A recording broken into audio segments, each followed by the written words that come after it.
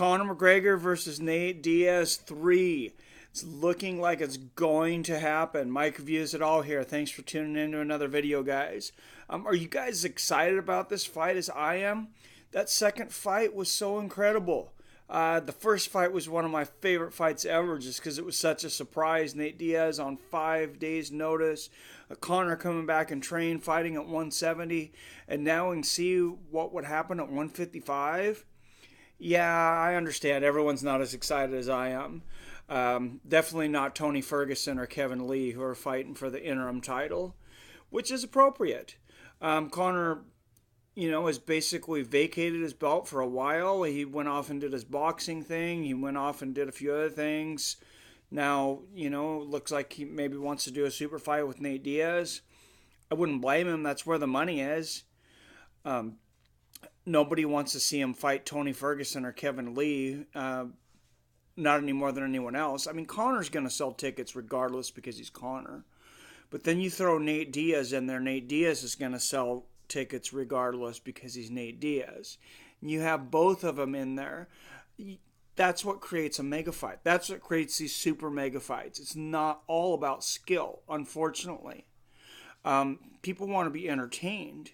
And they want these fighters to be entertaining in and out of the ring. And these two are the most entertaining guys in MMA, hands down. Nobody's even close.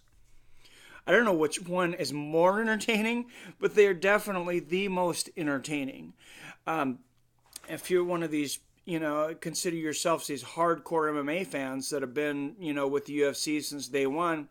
I was watching UFC 1 on VHS with my friends. I don't think we were able to order on pay-per-view because it was so small until UFC 3. But I've been watching it since the beginning. I was a huge boxing fan. And a lot of people were going to say, oh, you're making the belts mean nothing. No, let them fight for the belt. But nobody was talking about belts when you were talking about, when you were looking at the Arturo Gatti and Mickey Ward trilogy. I don't even know what belts those guys carried throughout that entire trilogy. I know both of them were champions at one time or another. I'm sure there was some belts that they were carrying into one of those fights or all of those fights, maybe both of them. I have absolutely no idea. What I know is they were great fights. It's the greatest trilogy I've ever seen in my entire life. And the second fight between Nate Diaz and Conor McGregor was one of the greatest MMA fights I have ever seen. It's probably the favorite, most favorite fight that I've ever seen. When back in the day when Forrest Griffin and Stephan Bonnar fought, after Ultimate Fighter, we thought, man, that's going to be like the greatest fight ever. Well, up to that point it was. And, the sport's evolved. And I think, this is like the modern day version of that, the Conor McGregor and Nate Diaz trilogy. And to have these guys both in their prime, ready and able to fight each other, I just don't see how we can't make this fight happen and happen soon. I hope to see it on New Year's Eve.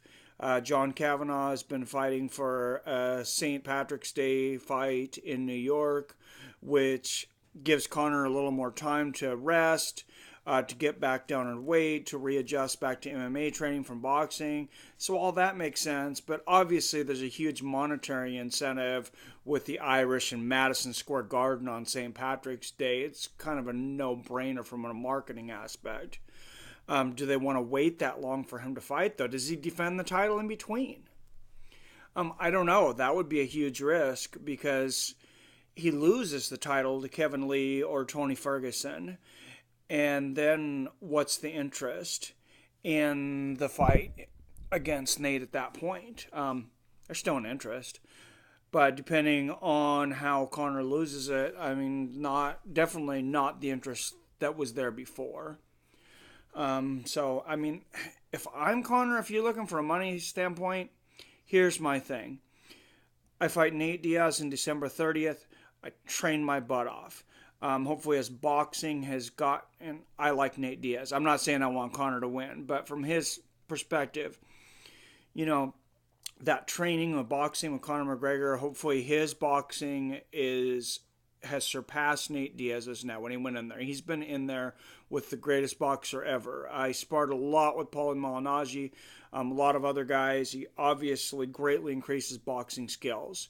If that's enough to get him through the Nate Diaz fight, you immediately set up the grunge match with Paulie Malignaggi in Madison Square Garden in a boxing match on St. Patrick's Day. Tell the UFC they can do whatever they want with their titles. And cash in on that huge payday. And then you just wait. Just like Nate Diaz has waited for Conor McGregor. If I was Conor McGregor, I would put the ball back in Floyd's court and be like, Floyd, we can fight MMA. Or if we fight again in boxing, I'm going to beat you again in a rematch. And, I mean, I think he's got a little bit of time to try to bait Floyd back out. And there's just so much money there. So much money in all those fights. I mean, imagine he's already rich off that first Floyd fight. Well over $100 million. Who knows how much he would get for the Diaz trilogy. A lot more than fighting against Kevin Lee or Tony Ferguson. I mean, those fights, honestly, for him financially, they don't make sense. It would be like to honor his agreement with the UFC, to honor the belts in the UFC and the integrity of the title. And I mean, and integrity is important. But so is his family, and I wouldn't blame him at all for, cutting line and making the best out of it. He's got a movie coming out this week at the theaters, a documentary, a Conor McGregor movie at the theaters. This guy's on top of the world right now, and I mean, he calls the shots. Whatever he does is more popular than maybe the whole rest of the UFC combined. I mean, what the UFC bought for $4 billion, I mean, to me, it kind of seems like a bargain right now if they could keep Conor McGregor, because he's the $4 billion man. This guy, I don't know how far this meteor rise to the top, how long it's going to last, but enjoy it while it's there. He is just riding an incredible wave of nationalist support from Ireland that we have not seen any fighter get since, I really don't know when. I mean, the Klitschko's maybe in Russia, but I don't think they ever had that kind of support. Their fans did not travel like that. And this is absolutely incredible. Ricky Hatton had a lot of national support from England. His fans travel well. English fans travel well. Irish fans travel well. That area, they'll travel to come see their fighters. They'll come to the United States. But I know I'm getting off base here, but that's the fight. Is that the fight you guys want to see, though? That's what I want to see. I want to know what you guys want to see. Tell me down in the comments, what fight do you want to see? Am I totally off base? Am I an idiot? Do you think I'm an idiot that Tony Lee and Kevin Ferguson need to get the next title match? It needs to be against Conor McGregor right away? Or that Conor McGregor just needs to leave MMA altogether for boxing? Tell me what you think. Definitely hit that like button if you like what I do here. Please hit that subscribe button so you can continue to get videos like this. Continue to interact in the conversation. I hope you guys have a great week, and I will see you later.